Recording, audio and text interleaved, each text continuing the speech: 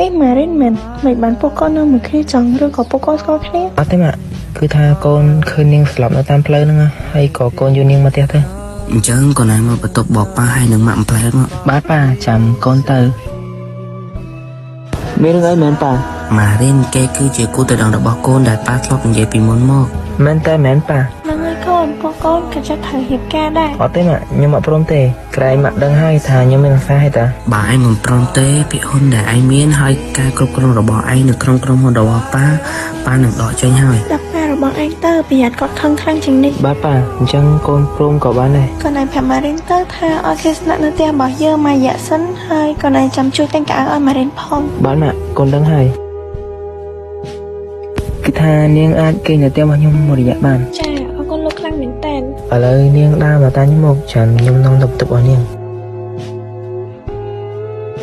នេះបន្ទប់របស់នាងហើយចាំថ្ងៃស្អែកចាំខ្ញុំជួយនាងទៅទិញសម្លៀកបំពាក់ចាខ្ញុំអរគុណលោកហើយណាចាប់ចូលគេងទៅខ្ញុំទៅសិនហើយ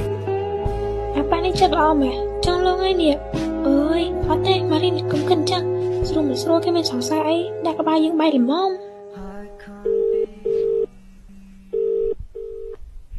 ជំរាបសួរអ្នកបងចាជំរាបសួរអ្នកអូនមានការអីដែរគឺថាម៉ារីនមិនអូនហើយអូនមានឃើញនាងអត់នាងរត់ចេញពីផ្ទះបាត់ហើយចិត្តជាអ្នកបងពេលនេះនាងនៅផ្ទះរបស់ខ្ញុំដោយសារតែនាងស្លាប់